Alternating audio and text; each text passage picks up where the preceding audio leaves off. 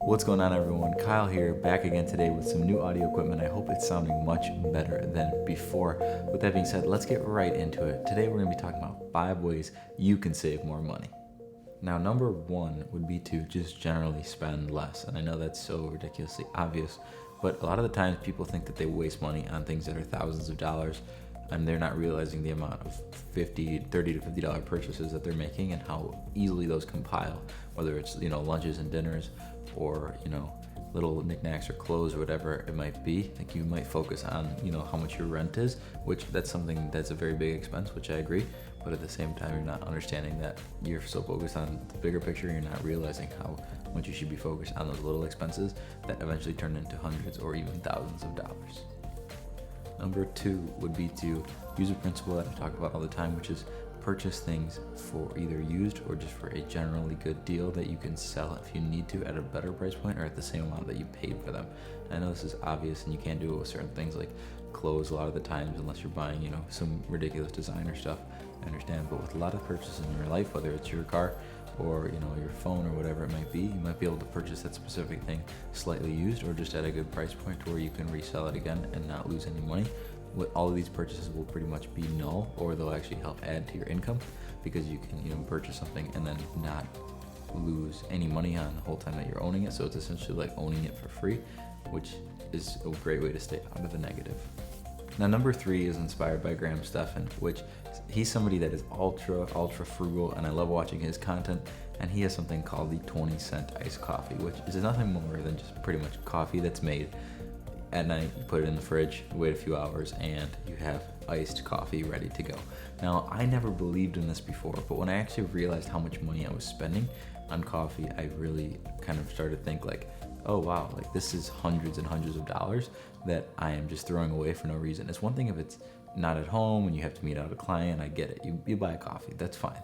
But when you're doing these daily expenses like going to a Starbucks, you realize that there's no reason to spend $3 to $5 to $10 on a coffee when you can just make it at home. This probably costs, I don't know, $1 to make the whole thing, and I'm sure it would be probably even less, honestly, and you can make multiple cups. Now you're probably wondering, well, how do I bring it to work? I don't like bringing, glass containers back home and blah, blah, blah. And I'm with you on that one. And that's why you can go on Amazon, where I bought these, or Target, and get these cups. Now I like these Chinet cups because they're 16 ounces. They're really sturdy. They look pretty good. And they come with a nice, secure lid. Then you're just pretty much making exactly what you're paying $5 to $10 for every day. And you're bringing it with you. So that's, if you work 5, 6, 7 days a week and you like drinking a lot of coffee, you can have these ready to go. And I understand you can't always bring a whole jug of it to work. Maybe you can. But you'd be in a better situation and you'll be saving money every single time that you do it. Now, like I said, I used to not agree with it. I used to say, I'm above saving money on coffee, but I think it's such a stubborn mentality to think that you don't need to save money, especially in those areas, because if you spend $5 a day, that's $25 a week, and that $25 a week is literally not hurting you or harming you in any way, shape, or form. You're literally just making coffee at home. That's easy to do. Buy some Starbucks beans, grind it whatever maker you have, buy a cheap maker if you don't have one, and you're good to go. Number 4 kind of goes along with number 3, but it's making food at home. Now, it's not always food that's the killer, but a lot of the times if you're older, above 21, and you like to drink, drinking at home can be a great way that you can save a lot of money. Now, you can still go out, and have a couple drinks, whatever. I understand that there's no way you're going to completely avoid doing it, but at the same time, if you drink a little bit beforehand, or you bring a drink wherever you can, the more you do that, you're going to be able to save very large lump sums of money, as drinks, in a city area can be anywhere from $15 to $20 with a tip, and that adds up very fast. For every 5 drinks that you're drinking at home, you're probably, spending 10% less money on something like that. And I know that's kind of a ridiculous point, but at the same time, if it's something that's in your lifestyle and something that you do, you definitely could benefit from not, drinking or eating outside if you don't have to. Now, I understand there's ways, there's times you can avoid it, but whatever it may be, if you can do it at home, buy it beforehand, prepare yourself. Same with buying food beforehand, prepping beforehand. A lot of this money is saved through preparation versus convenience. A lot of these areas, whether it's coffee or food or liquor, you're paying for convenience and you're paying for an atmosphere, but a lot of the times it's just plain convenience. And if that's all you're paying for, then you might as well just do a little bit of the prep work and you'll be good to go. And number 5 is to use an app like Mint. Mint is a great app. Obviously, not being paid to say this, but I just personally like it a lot. It tracks your expenses. You can organize them, categorize them, and kind of just have a general understanding of where your money is going.